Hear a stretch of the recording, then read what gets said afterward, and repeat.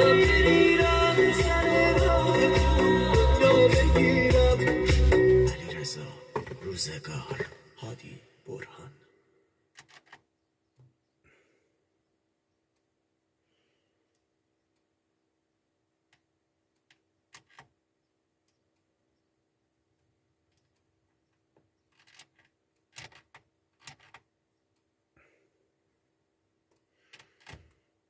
امشب با خنده تو قرار دارم،